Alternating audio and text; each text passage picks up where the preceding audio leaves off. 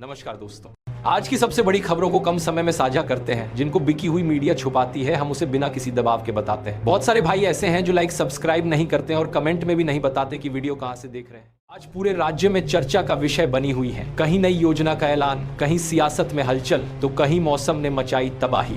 ऐसी खबरें जो हर यूपी वासी को जाननी ही चाहिए। तो चलिए शुरू करते हैं बिना देर। वाराणसी को मिलेगा हाईटेक सुरक्षा सिस्टम, गंगा किनारे लगेंगे स्मार्ट मीटर, कैमरे और लाइट, पर्यटन सुरक्षा दोनों को नया बल मिलेगा।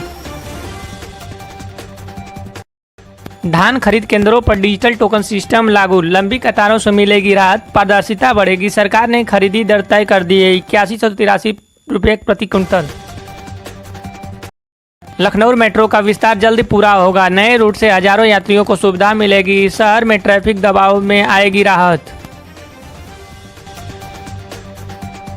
सीएम योगी का तीखा बयान, सीएम ने कहा वंशवाद और जातिवाद की राजनीति से विकास रोक दिया, अब प्रदेश में काम बोलेगा नाम नहीं का दौर शुरू।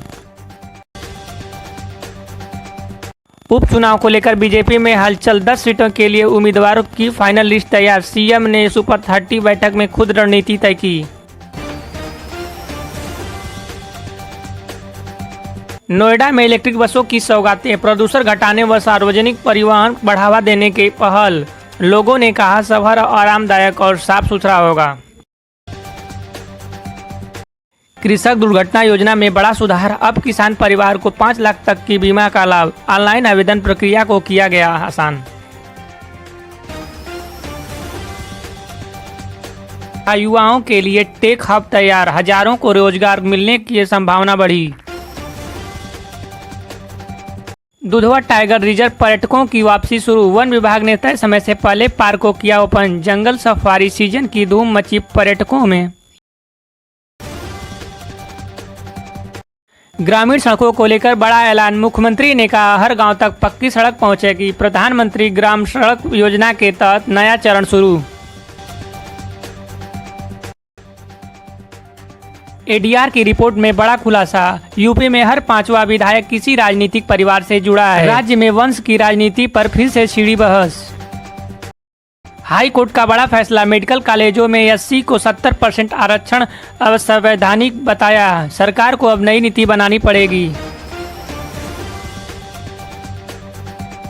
स्वच्छ भारत मिशन में यूपी नंबर 1 पर, हर ब्लॉक में 100% शौचालय निर्माण पूरा, अब गाँव में ठोस कचरा प्रबंधन पर जोर। यह वीडियो कहां से देख रहे हैं कमेंट में बताएं, चैनल को सब्सक्राइब कर दें। यूपी बोर्ड ने शिक्षा में पारदर्शिता के लिए नया कदम उठाया, अवैध और महंगी किताबों पर लगेगा 3 साल का बैन, सभी स्कूलों में मान्यता प्राप्त किताबें ही अपनानी होगी। एंटी नारकोटिक्स फोर्स ने 34,000 किलो ड्रग्स बरामद किए, 863 लोगों को गिरफ्तार किया, योगी सरकार का नशे पर बड़ा प्रहार। राज्य में नए एफपीओ समूह का गठन तेजी से जारी, हर जिले में 100 संगठन बनाए जाएंगे, सरकार हर एफपीओ को 15 लाख की मदद देगी। कांग्रेस में युवाओं को जोड़ने की पहल, प्रज्ञा सिंह बनी एआईपीसी की अंतरिम अध्यक्ष, पार्टी में प्रोफेशनल युवाओं के लिए नई रणनीति बनाई गई। हर घर जल से योजना में तेजी, अब तक 70% गांव में पाइपलाइन पूरी, महिलाओं को पानी भरने में मशक्कत में राहत मिली। गांव में स्ट्रीट लाइट लग रही है सोलर से, ऊर्जा विभाग ने 50,000 नए पोल मंजूर किए, रात में गांव की गलियां अब रोशनी दिखाई देंगी। गांवों की सड़कों पर अब सीसी रोड बनेगी, पीडब्ल्यूडी विभाग ने 7,000 किलोमीटर का प्रस्ताव पास किया, गांव का आगमन अब होगा आसान। लखनऊ में कृषि मेले में किसानों की भारी भीड़, ड्रोन छिड़काव और आधुनिक खेती तकनीक पर चर्चा, सीएम योगी बोले किसान प्रदेश की आत्मा हैं।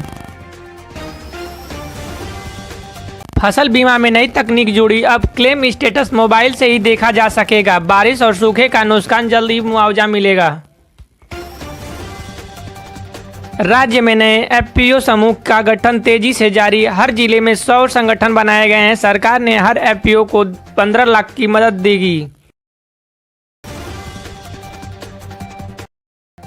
प्रज्ञा सिंह बनी कांग्रेस की यूपी एआईपीसी की अंतरिम अध्यक्ष, युवाओं के लिए प्रोफेशनल को जोड़ने का पहल। ग्रामीण युवाओं के लिए स्टार्टअप मिशन लॉन्च, कृषि आधारित लघु उद्योग को मिलेगी सहायता, युवाओं को अब गांव में ही रोजगार बन पाएगा। विकसित यूपी 2047 पर सरकार का फोकस, स्मार्ट शहरों में डिजिटल सेवा और नया यूपी बनाने की तैयारी।